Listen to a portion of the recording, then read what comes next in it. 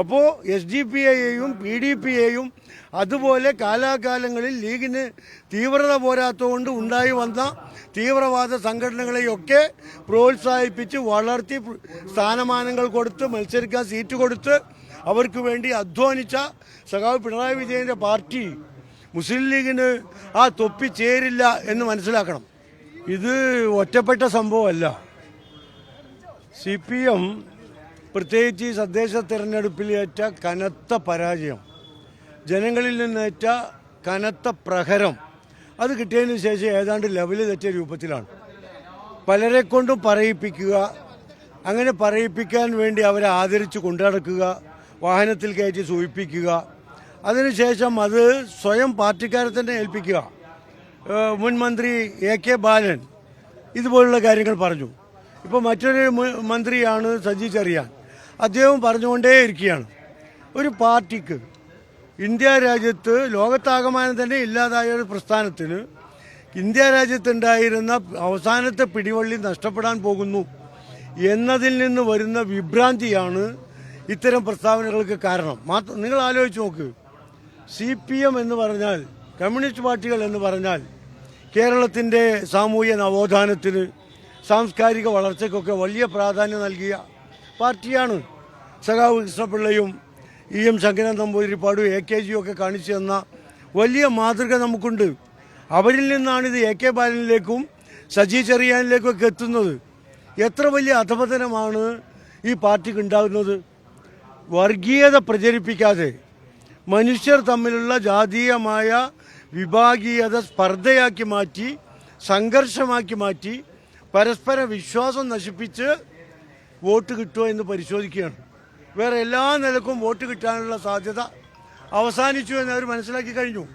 അപ്പോൾ അവരുടെ വിഭ്രാന്തിയിൽ നിന്ന് ഉളവാകുന്ന ഇത്തരം ജൽപ്പനങ്ങൾക്ക് മറുപടി പറയാൻ ഞങ്ങൾ ആളല്ല.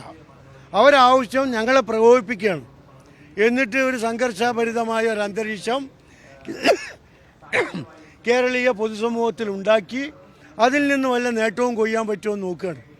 അതിൽ ഞങ്ങൾ വഴിപ്പെടാൻ നിൽക്കുന്നില്ല.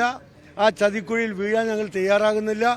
ഇതിനൊന്നും മറുപടി പറയാൻ വ്യക്തമായ കണക്കുകൾ നമ്മുടെ മുമ്പിലുണ്ട്. ഇവിടെ കാസർഗോഡ് ജില്ലയിലും മലപ്പുറം ജില്ലയിലും ജയിച്ച സ്ഥാനാർത്ഥികളുടെ പേര് നോക്കിയിട്ട് കാര്യങ്ങൾ നിശ്ചയിക്കണമെന്ന് കേരളത്തിൻ്റെ കമ്മ്യൂണിസ്റ്റുകാരനായ ഒരു മന്ത്രി പറയുമ്പോൾ കേരളം ഇക്കാലം അത്രയും നേടിയ സാമൂഹ്യ വളർച്ചയുടെ അർത്ഥം എന്താ? അതാരാണ് കൊണ്ടുപോയി നശിപ്പിക്കുന്നത്?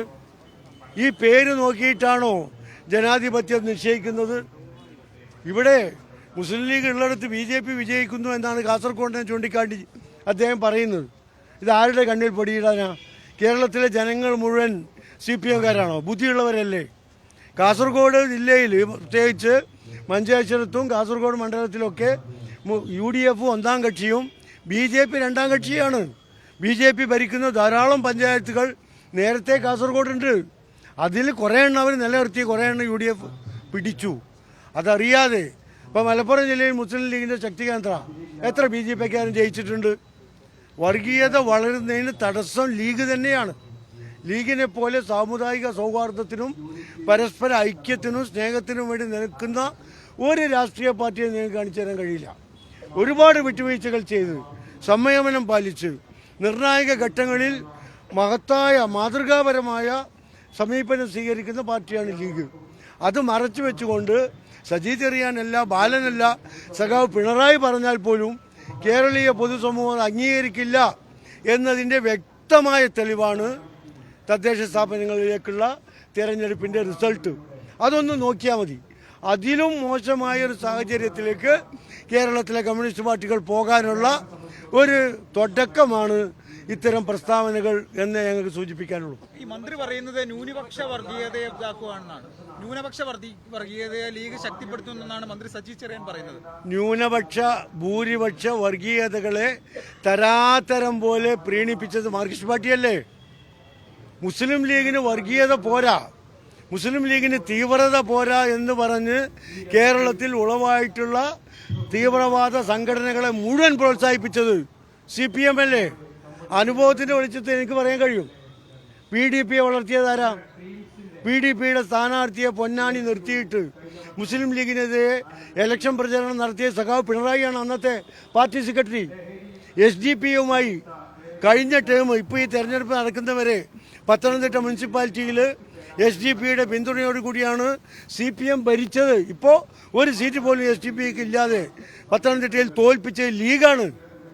അപ്പോൾ SDPയെയും PDPയെയും അതുപോലെ കാലാകാലങ്ങളിൽ ലീഗിന് തീവ്രത പോരാത്തതുകൊണ്ട് ഉണ്ടായി വന്ന തീവ്രവാദ സംഘടനകളെയൊക്കെ പ്രോത്സാഹിപ്പിച്ച് വളർത്തി സ്ഥാനമാനങ്ങൾ കൊടുത്ത് മത്സരിക്കാൻ സീറ്റ് കൊടുത്ത് അവർക്ക് വേണ്ടി അധ്വാനിച്ച സഖാവ് പിണറായി വിജയൻ്റെ പാർട്ടി മുസ്ലിം ലീഗിന് ആ തൊപ്പി ചേരില്ല എന്ന് മനസ്സിലാക്കണം.